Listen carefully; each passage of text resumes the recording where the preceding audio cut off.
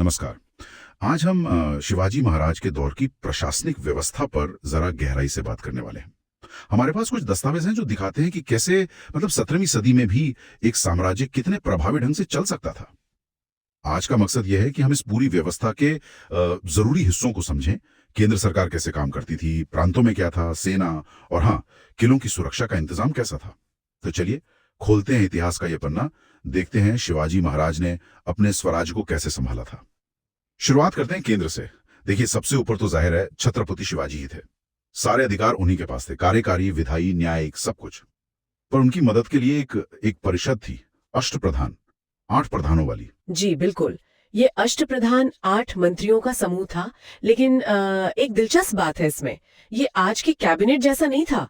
ये मंत्री व्यक्तिगत रूप से शिवाजी के प्रति उत्तरदायी थे, मतलब सामूहिक जिम्मेदारी नहीं थी, और उनका रोल ज्यादातर सलाहकारी था। अच्छा, सलाहकारी ज्यादा। तो मुख्य कौन थे इनमें? देखिए, सबसे अहम शायद पेशवा थे, प्रधानमंत्री जैसे। वो सामान्य प्रशासन और अर्थव्यवस्था देखते थे। और फिर अमात्य या मजमुआदार, जो आज के वित्त मंत्री की तरह राज्य के आय व्यय का पूरा लेखा जोखा रखते थे। यानी प्रशासन और वित्त, इन पर तो खास ध्यान था। और सेना का मुखिया कौन था? सेना प्रमुख थे सर इन नौबत। सेना की भर्ती, संगठन, रसद, ये सब उनके जिम्मे था। इनके अलावा सचिव थे जो राजकीय पत्राचार देखते थे। वाक्यानवीस थे जो दरबार के रोज के काम देखते थे। सुमंत थे विदेश मामलों के लिए। हाँ। पंडित राव धार्मिक मामलों के लिए, और न्यायाधीश न्याय के लिए। तो ये सब मिलकर एक, आप कह सकती हैं, काफी विस्तृत ढांचा बनाते थे। एक और बात, पंडित राव और न्यायाधीश को छोड़कर बाकी सबको जरूरत पड़ने पर लड़ाई में भी जाना पड़ता था। अच्छा, ये तो बड़ी बात है। खैर, ये तो हुई केंद्र की बात। लेकिन इतना बड़ा साम्राज्य सिर्फ केंद्र से तो नहीं चल सकता था। मतलब गांव-गांव तक शासन कैसे पहुंचता था? सही सवाल है। शिवाजी ने अपने साम्राज्य, जिसे स्वराज कहते थे, उसे प्रांतों में बांटा हुआ था। शुरू में 3 मुख्य प्रांत थे। उत्तरी प्रांत, जिसमें सूरत से पूना तक का इलाका था, दक्षिणी प्रांत कोंकण वाला, और दक्षिणी पूर्वी प्रांत सतारा कोल्हापुर वाला। ओके, 3 प्रांत। और फिर प्रांतों के नीचे? प्रांतों के नीचे थे तरफ या परगना, जैसे आज के जिले समझ लीजिए, राजस्व और प्रशासन की इकाइयां। और सबसे नीचे की इकाई थी मौजा, यानी गांव। वहां पर स्थानीय अधिकारी होते थे, जैसे पाटिल, गांव का मुखिया, और कुलकर्णी, जो हिसाब किताब रखता था, मतलब लेखपाल जैसा। तो एक पूरी चेन थी, ऊपर से नीचे तक। ठीक है, अब आते हैं सेना पर। शिवाजी की सेना तो बहुत मशहूर थी। उसे कैसे संगठित किया गया था? हाँ, सेना वाकई बहुत सुसंगठित थी। इसमें पैदल सैनिक थे, जिन्हें पाइक कहते थे, घुड़सवार सेना थी, और एक नौसेना भी थी। घुड़सवार सेना में भी कुछ प्रकार थे शायद। जी हाँ, 2 तरह के घुड़सवार थे।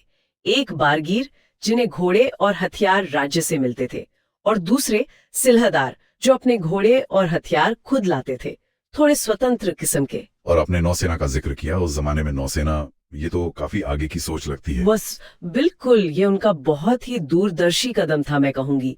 कोंकण तट पर नियंत्रण रखना था, जंजीरा के सिद्धियों जैसी ताकतों से मुकाबला करना था।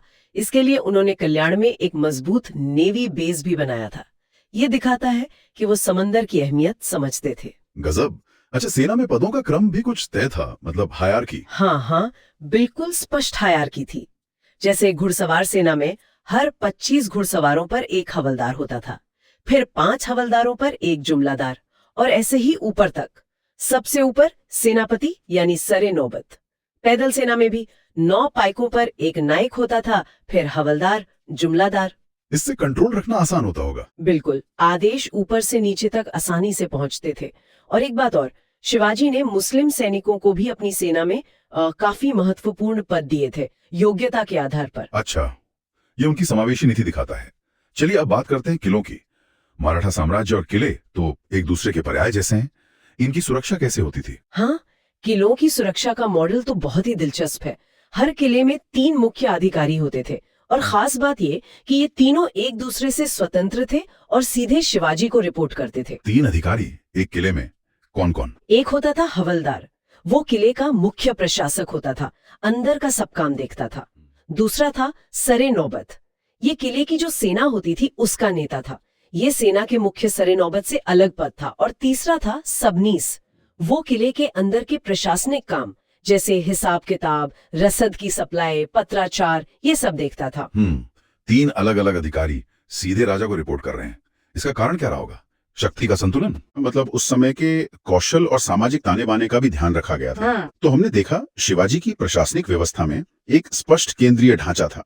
अष्टप्रधान, फिर प्रांतों से लेकर गांव तक इकाइयां थी, एक संगठित सेना थी, नौसेना भी थी और किलों की सुरक्षा का एक अनूठा, मतलब तेहरी व्यवस्था वाला मॉडल था।